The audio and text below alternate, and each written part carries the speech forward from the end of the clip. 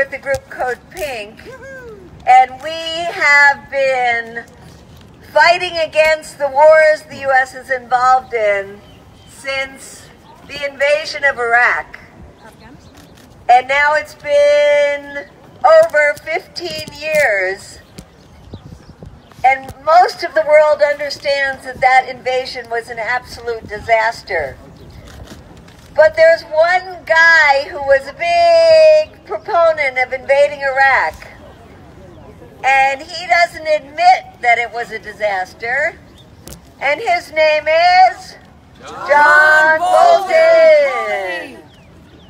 And John Bolton thinks that the U.S. did a good job by invading Iraq and turning not only Iraq but the whole Middle East into the disaster that it is today. Yes, and I see you visitors clapping, thank you, because we need a little sanity in this town. Thank you, some sanity in this town. Enough of the wars. And John Bolton... How revolting. ...is revolting, that's right. John Bolton is revolting. John Bolton, you are revolting. John Bolton, do you have anything you want to say? Or you want to just stand there looking pretty? I don't know. I had a great time making war, and I don't regret any of it. If we can start another war, I'm all for it, you know? Because war is exciting. Even if I don't fight it, I can always use other people to fight it. It's entertaining for people like me. And we want to increase the empire. I don't know, you know, sometimes you have to take a chance. Maybe we'll blow the planet up. I don't know. But we got to see what happens, right? Yeah. Boo! No! So, let's see. We're having a little technical difficulties, but we want you to know that John Bolton, for a whole series of reasons, is a danger to our national security and a danger to global security, right? Right.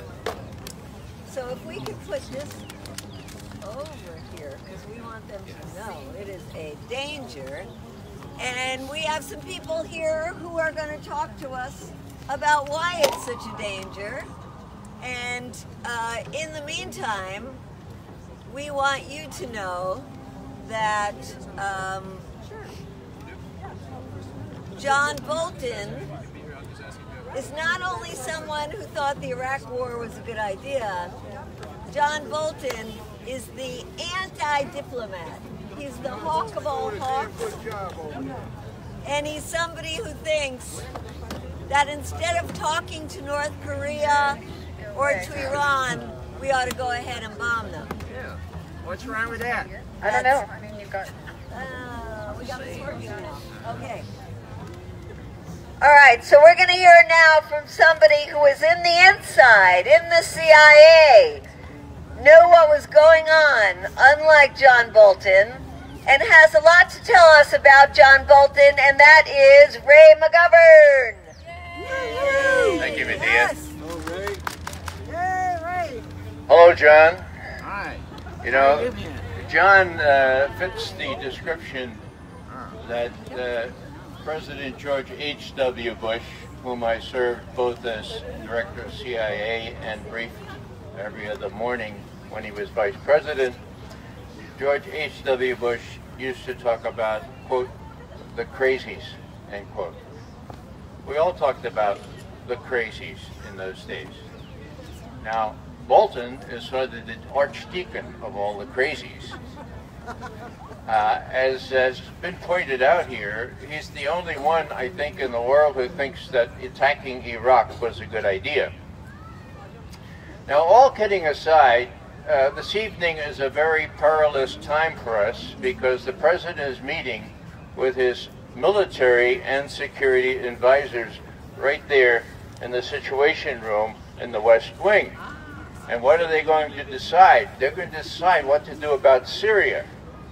Now, there has been a third false flag attack, an apparent or a claimed chemical attack in Syria which has been blamed again on the head of Syria, Bashar al-Assad. These folks are operating out of an old paradigm. And let's go back to the first Gulf War. After we had that stunning victory over Iraq, a fellow named Wesley Clark, he was a general, actually he was head of NATO for a while, and he went to Paul Wolfowitz, who was one of the defense strategists that orchestrated that war, and he said, "Paul, great job, great job. We really did a great job against those Iraqis. What's the big lesson that you learned from that war, Paul?" And Wolfowitz said, "Pay heed, folks. This is what Wolfowitz said. The big lesson is that we can do these kinds of things and the Russians won't stop us." 1991, folks. Old paradigm. What's the point? This time the Russians can, the Russians will, the Russians have stopped us. Now, John Bolton provides that. We do, because we pay attention to what the Russians say. Yesterday, the Israelis attacked a major military base in Syria. Now, the Russians told them not to do that. Mr. Putin told Mr. Netanyahu not to do that. There will be consequences. Remember where you heard it first, okay? I believe that if the Israelis keep this up, that the Russians will honor their threat to retaliate. What does that mean? Oh, well, Israel is our ally, right? Everybody thinks that Israel is our ally. Raise your hand. Whoa, good. You guys are pretty smart. Israel is not our ally. What's the definition of an ally? A country with whom your country has a mutual defense pact. There is none with Israel, okay? Let's realize that. Now, if the U.S. acts as though Israel is an ally, and Russians give Israel a bloody nose, what will people like Bolton, the crazies, be tempted to do? Join the fray. Guess what? Old paradigm, folks. New paradigm?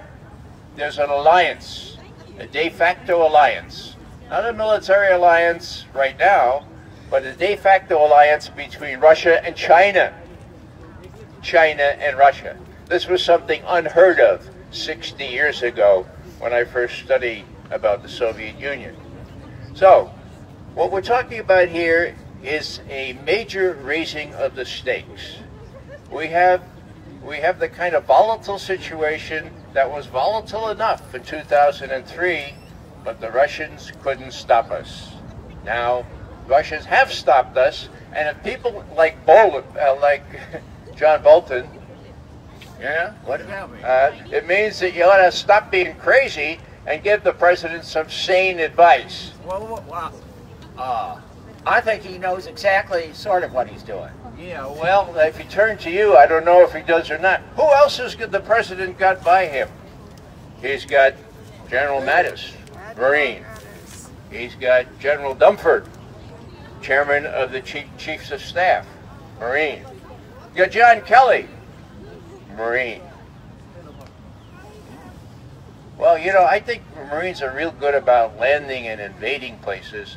I'm not sure how good they are strategically or how much they obey international agreements. Mattis, butcher of Fallujah, user of depleted uranium, user of white phosphorus, both banned by international agreement. Why did he do that? Because the president told him to. That was George W. Bush. And what did he do? Mattis, he saluted like the mad dog that he is. So people who think that he's a restraining influence on the president, he'll do exactly what the president, through John Bolton, tell him to do. Yeah. What does that leave it up to us to do? To make sure that everyone knows what's about here. And everyone knows the stakes, because the stakes are very large. The decisions made this evening will be very key. And if the president doesn't have any better advice than what he'll get from John Bolton and the Marines with whom he's surrounded himself, we are in deep kimchi. Thank you very much. Thank you, Ray. Thank you, Ray. So John Bolton is somebody who said that there's no reason to talk to Iran. He's also said how bad that nuclear deal is. And that's an issue that's coming up very, very soon. Well, who wants peace anyway when you can have We do. And we have a representative here from the best organization in Washington, D.C., and I'd say this country, around Iran. And that is the National Iranian American Council. And with us is Donna Bavard. Thank you, Donna. Thank you. Hello, again, my name is Donna Farvard. I am the National Organizing Manager for NIAC Action. So as you all know, today is John Bolton's first day in the White House. And again, this man has obsessively called for bombing Iran for years. And actually, back in 2015, John Bolton said that, quote, he would have bombed Iran, quote, I would have done this 5 or 6 years ago because the earlier you strike, the more damage you can do. So this is a man who clearly does not want diplomacy with Iran and wants us to bomb it in order to create regime change in a country that whose citizens do not want a foreign invader to come in and bomb their country to create a reform in their government. Quite frankly, we should not be belittling the Iranian citizens and allow them to actually decide for themselves how they want to be governed. And so Bolton will, quite frankly, be a disaster. He will be pushing Trump to tear up the Iran deal, a deal that has been working and has been preventing Iran from getting a nuclear weapon. And also, just meanwhile, this week, one of Bolton's foreign policy disciples, Mike Pompeo, is hoping to, lock in his nomination for Secretary of State. Now, if the two of them are both in office, Trump will have his Iran war cabinet, and this will put us in the highway for a war. So Pompeo's congressional campaign was endorsed by Bolton's PAC, and like Bolton, Pompeo prefers bombing Iran to diplomacy and has called the U.S. to pursue Iraq-style regime change with Iran. So he is a warmonger and not a diplomat, which is the exact opposite of what we need as Secretary of State right now. Now, there's not much we can do about keeping Bolton out of office. However, we can prevent Pompeo from becoming Secretary of State. So the good news is that there are some senators who have already come out opposing Pompeo's confirmation, such as Rand Paul and Elizabeth Warren. And this is a nomination that, quite frankly, we can defeat, and we have to make sure that our senators are listening to us to make sure that we do defeat it, if we do want to take the first step in preventing a war with Iran. So that's why we are mobilizing more than ever before. This is going to be a pretty tight vote, so we need to make sure that every single Democrat and Republicans who can be flipped one way or the other do vote against confirming Pompeo's Secretary of State. So we ask everyone here to call your senators. Now, I know a lot of you live in D.C. You're like, well, I don't have a senator. Taxation without representation, am I right? So you can call senators that also have a pretty big influence on this vote. So both Senators Cardin and Kane for Maryland and Virginia, respectively, are both on the Senate Foreign Relations Committee. There's actually going to be a hearing this week on Pompeo's confirmation. So give them a call, tell them that you do not want, with John Bolton in office, you do not want Pompeo to become Secretary of State. Again, this is the one opportunity, the first step in making sure that we can stop Bolton's Iran war agenda.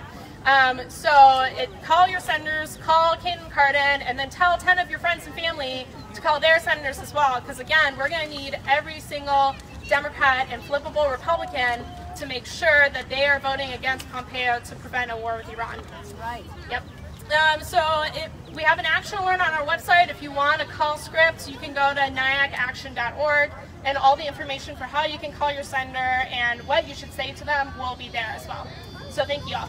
Wonderful. Yay. Thank you, Donna. So I'm going to say, we'll do a call and response. I'll say something and you do John Bolton must go, okay?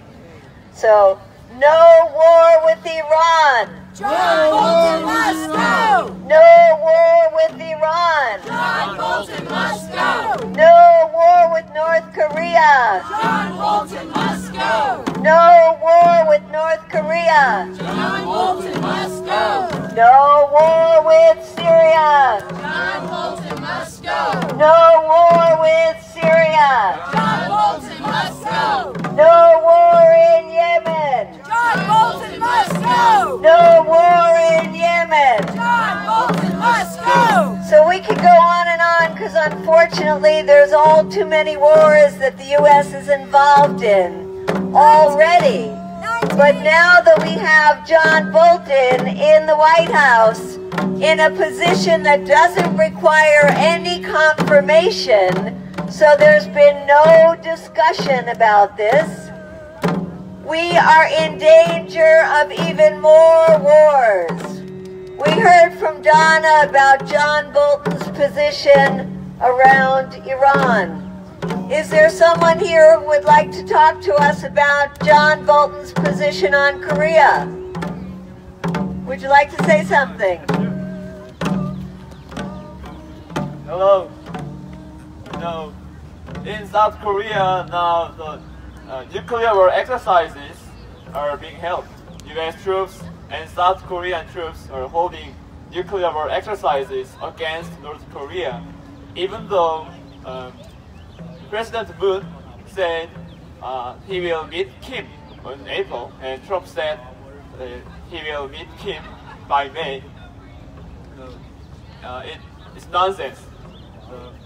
There's gonna be an inter-Korean summit, but there are also nuclear war exercises are being held too. So South Korean and U.S. government said they will reduce the scale of nuclear exercises, but they didn't. Nuclear exercises include, nuclear weapons and aircraft, and include over 20,000 U.S. troops. It's similar with the scale of previous years. They didn't reduce the scale of exercises. And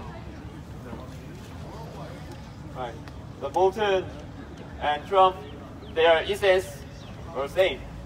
They are all raw lunatic. They want to attack North Korea, but their attitudes are raising world crisis in Korean Peninsula.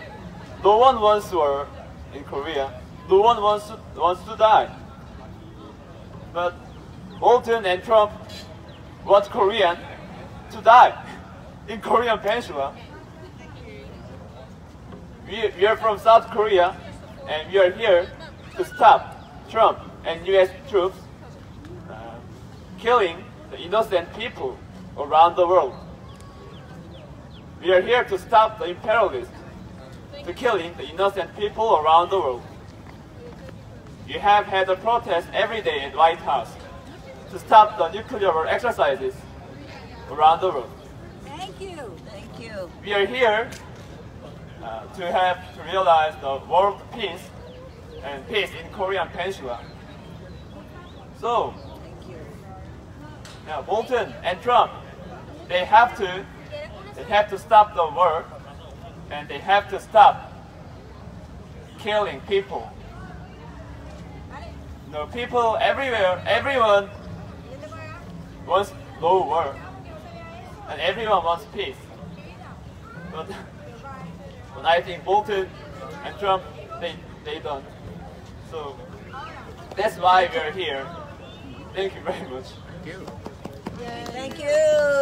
Thank you. Let's get a little closer together if we can come in here. And let's hear a little more about Bolton and North Korea.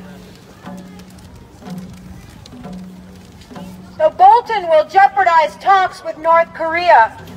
The world breathed a sigh of relief at the announcement that Presidents Trump and Kim Jong-un would meet in May.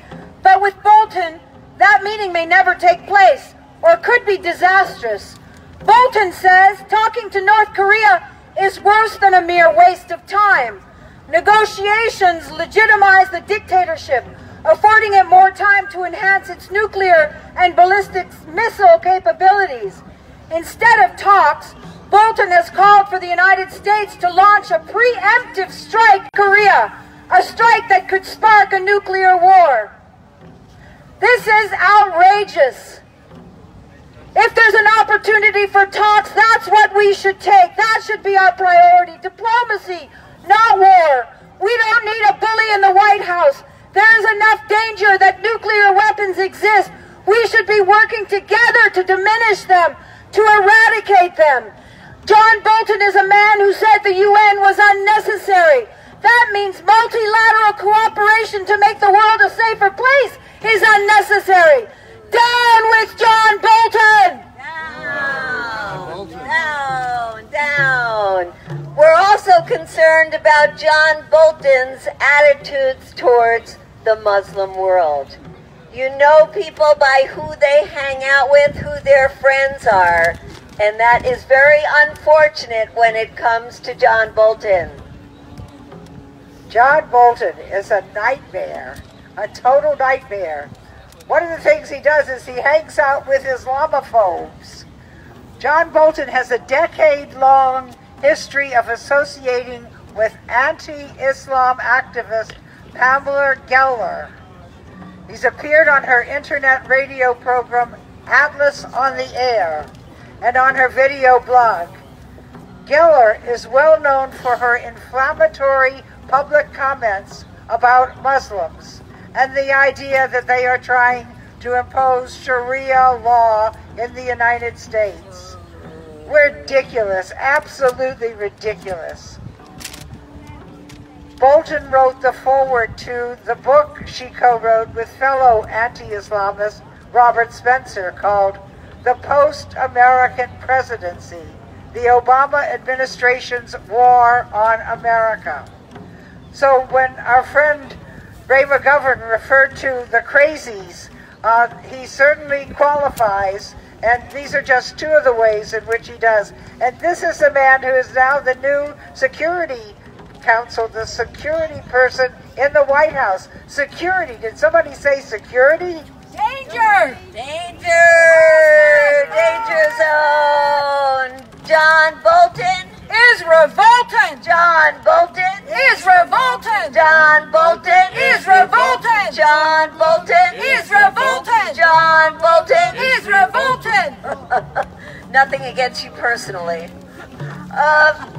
You might have heard of the term cherry picking. Have you heard of that term? Yeah. Cherry picking. Yeah. That refers to taking pieces of information that conform with the position that you want to take. Some people would also call it lying. John Bolton is known for either cherry picking or lying, as you prefer, when it came to Iraq. And he was part of the cabal that wanted to convince the American people that Iraq had weapons of mass destruction. Wasn't true. But he did the same thing around Cuba. John Bolton put out the word that Cuba was developing biological weapons.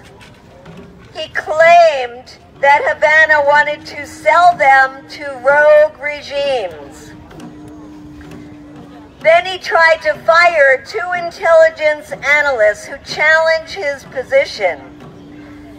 On top of that, he urged stronger sanctions on Cuba, and he put Cuba on his Axis of Evil list. Ooh. So we put you, John Bolton, on our Axis of Evil list. And we say that we don't want any more cherry picking of data. We don't want any more trying to convince the world of the rogue actions of other governments. What we want is diplomacy. What we want is negotiations. What we want is different heads of states talking to each other. Now, John, you know that Donald Trump surprised the world by saying that he was going to talk to Kim Jong-un from North Korea in May. Many of us were actually very pleased by that announcement. While we have criticized Donald Trump on a lot of issues, when he does something good, we applaud it. So we were very excited, and we still are very excited, that there is going to be a summit between the heads of state from the United States and North Korea. But John Bolton, we're very worried about the role that you might play in this summit. We're very worried that you're going to try to derail the summit. I want you to promise us, John, I'm going to hand you the mic, that you're going to make sure that these negotiations are successful and that we actually come up with a peace treaty with North Korea that we haven't had since the armistice was signed in 1953. Can you assure us of that, John? I think you're hysterical. You think I really want peace? You're crazy. But let's pretend. You know, it's nice to pretend once in a while. No, I think war is very healthy for empire, and you know, I really enjoy it. I get out some popcorn and watch the bombing, and it's really hysterical. But anyway, okay, they can talk, but you know how my boss is. He knows how to insult people, and I think we're going to see some interesting... Were you in the Army, John? Let me say this about that.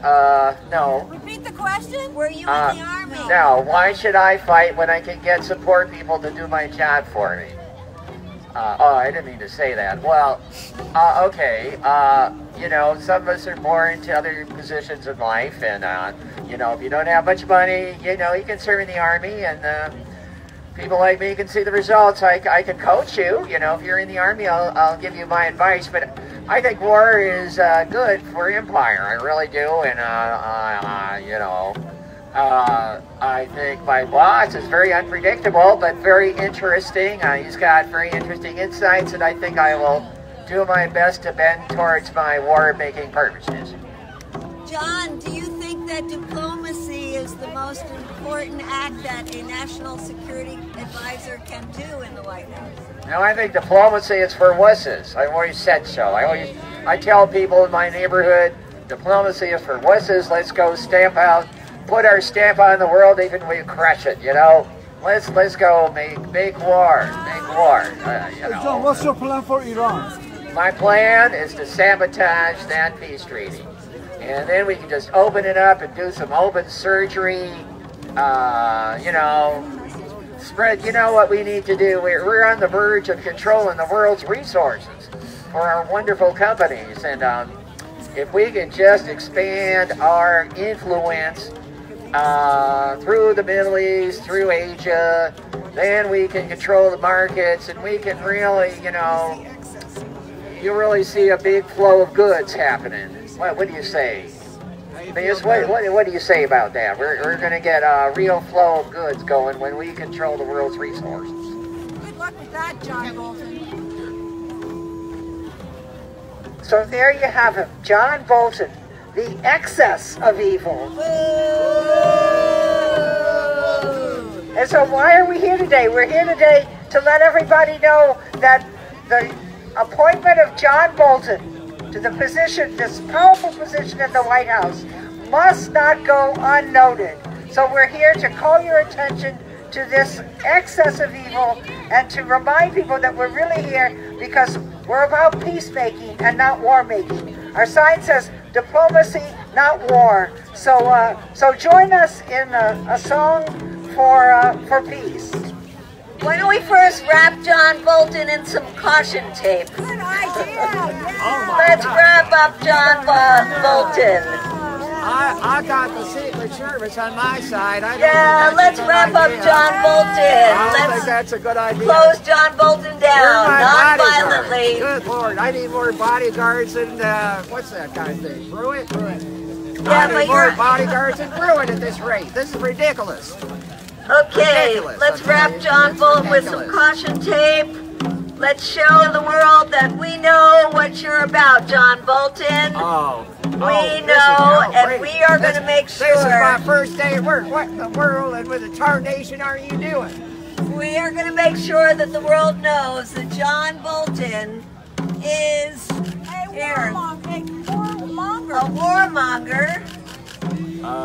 And wait, can you move this around here so you can be right in the front? All right. Oh, this is outrageous. I'm going to sue you personally. I got a whole bevy of lawyers at my disposal. I hope you know that. John Bolton, you are a one-man crime scene. Thank you very much. That's what I like to hear. One-man crime scene. So let's get real close to John to show him that we're going to send love vibes around you. Love vibes. I love love vibes. We're going to send some love vibes around John Bolton. Surround you with good thoughts. Surround you with diplomacy. Surround you with some feelings of goodwill. No. So I think, John Bolton, our message to you is that it's your first day in office. We would like it to be your last day in office. But if you're going to stay in office, we want you to represent the people. And you know, the American people have spoken in poll after poll, saying they are tired of 15 years of war. Hey, how much money do these people have? Do they have the money to, you know? Well, they might not have the money that the weapons manufacturers have, but we also can vote.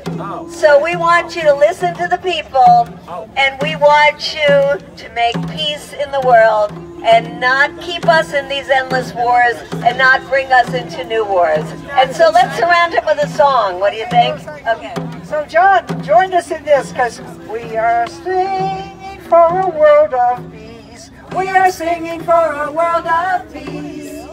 We are singing for a world of peace. We are singing for a world of peace. We are singing, we are singing, we are singing for a world of peace. We are singing, we are singing, we are singing for a world of peace. We want to live in a world of peace. We want to live in a world of peace. We want to live in a world of peace. We want to live in a world of peace. Hey, we want to live, we want to live, we want to live in a world of peace. We want to live, we want to live, we want to live in a world of peace. We are ready. We are ready for a world of peace. We are ready for a world of world. We are ready for a peaceful world. We are ready for a peaceful world. We are ready, we are ready, we are ready for a peaceful world. We are ready, we are ready, we are ready for a peaceful world. Hey John, you can loosen up and dance for a peaceful world. We're ready for you to go. Hello. All right, thank you all for coming. And let's keep the pressure on and let the people in the White House, around the country, and around the world know. No more war! No more war! No more war! No more war! Because remember how it's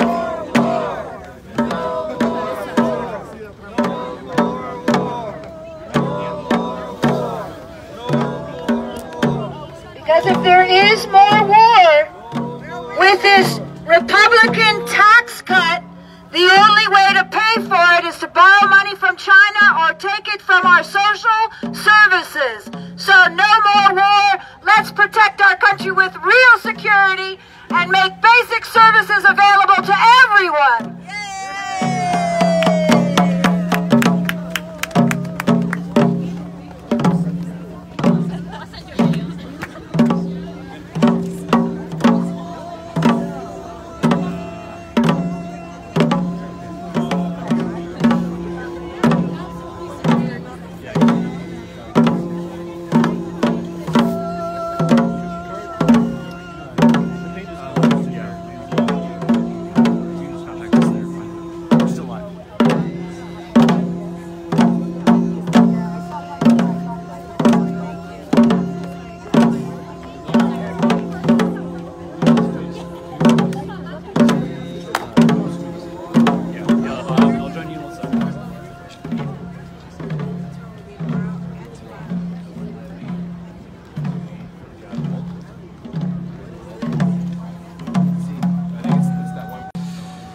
So to the people who are still watching here, basically there is an interesting person that I'm hoping to interview in a second, so I'm kind of waiting until the person behind me is finished here. But would you mind doing a quick interview on my live stream? Sure. What are you? My page is called News to Share. I was actually at the thing yesterday too. Oh, okay. Sure. Outside the embassy. With Yeah, sure. But so we can go. Do you want to go back a little bit closer so they're behind us? It's up to you. Awesome. Thank you. Yeah, if you want to do it. Just, okay, cool. So I'd love if, for my kind of live audience here, if you could kind of introduce yourself. Obviously, you have kind of an interesting background. Sure. I'm Ray McGovern. I spent 27 years. Should I look at you? Yeah, you can look at me. All right. Yeah. I spent 27 years with the CIA as an analyst, mostly of Soviet foreign policy, but also of various parts of the world when I briefed the President's Daily Brief during the Reagan administration. And so I would love if you could tell me about basically your opposition to John Bolton, as well as what's kind of been happening with Syria in the last 48 hours, basically. Well, you know, this would take forever to talk about my opposition to John Bolton, but let's just talk about Iraq. He was one of the crazy people that suggested or drove George W. Bush to invade Iraq. And when you look at the reasons behind that, it was threefold. Okay, it was, let me use the acronym OIL, okay? O for oil, I for Israel, and L for logistics. Okay, now, logistics means the permanent military bases that we coveted in that part of the world. We were getting thrown out of Saudi Arabia. We needed permanent military bases. Well, they didn't call them permanent anymore. They said just, you know, just military bases. And so there were the three reasons there. Okay, oil, we wanted to control the oil there, and some of our big oil companies are in there big time now.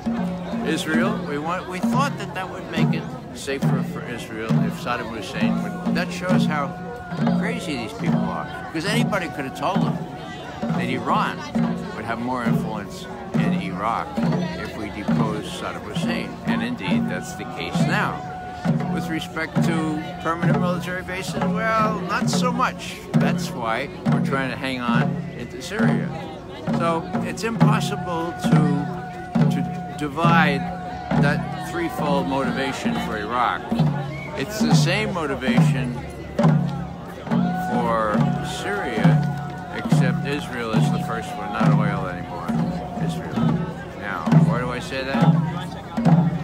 You don't have to take it from me. Take it from the Israeli leaders to whom the bureau director, the bureau chief of the New York Times in Jerusalem spoke September 2013. She said, "What's your preferred outcome in Syria?" And one of them, who had been consul general here in the United States, said, "Well, you know, this doesn't sound very good, but our preferred outcome is no outcome." What do you mean? Well, we look at it as a sort of a playoff game. We don't want either team to win. We don't want either team to lose either. We just like to have these people at their loggerheads. As long as Sunni and Shia are at each other's throats, Israel has nothing to fear from Syria, so let the blood run. Now, it's been running for 7 years. That's enough, okay? It's enough. They couldn't do it without U.S. help, and U.S. and Israeli interests diverge in reality, but the policymakers like John Bolton tend to think of them as identical, which violates the advice that our first president gave us, George Washington, when he said, beware of passionate attachments of one country to another on the false premise that the shared values and the shared interests of those two countries are the same. So we're in trouble deep with John Bolton. What kind of advice would you like to give to President Trump as opposed to what advice John Bolton would probably give? I would say to President Trump the same thing we said to George W. Bush before the war in Iraq. Widen the circle of your advisors. Beyond those clearly bent on a war for which we see no cogent reason and from which we believe the unintended consequences are likely to be catastrophic. That's exactly what we told George Bush on the afternoon on which Colin Powell spoke at the UN. And we've been telling people sensible things ever since, but guess what? Except for you, we don't get any media. Right, yeah, it's just the independent media that comes out to this kind of stuff. Banned. With that in mind, I really appreciate you talking to me. Thank you. All right, so as he kind of pointed out at the end there, it is mostly the independent media that shows up to events like this and talks to people like him. He's actually a former CIA who had worked under a number of presidents all the way from Reagan up until the first year of W's presidency, if I recall. Basically, he is out here protesting against John Bolton, and of course, CODEPINK was here who organized this and included a John Bolton kind of impersonator. So I'm going to end the live stream on one final shot of that. I think it's pretty funny. And then, of course, as always, like, share, subscribe, check out the News to Share Facebook page. I'll also add the Patreon into the comments if you want to check us out there. I want a crime. You want a crime? I like crime. You like crime? Good for the economy. Real good for the economy, good for war, crime. Capital C. You need your vitamin C, crime. Start a war. Start a vitamin C. That's right. A lot of vitamin C starts war. That's right. C for crime. V for victory. I don't know what you do with CP. Anyway, it kind of works together. I'm about to kind of wrap up my live stream, but I thought I could give the John Bolton the final word. What would you like to kind of conclude on? Well, I like to say, you know, I thank Trump for the opportunity. Our wonderful ebullient president just overflowing like a champagne bottle with the cork off of it. Promise I will bring us into more war so we can glorify Trump's legacy. You know, we need to glorify war. Always glorifies the president, right? So that's we're gonna pop the cork on another war. You know, stimulate the economy. You know, wreck another nation. That kind of stuff. You know, the old story. All right, thank you very much. Sure.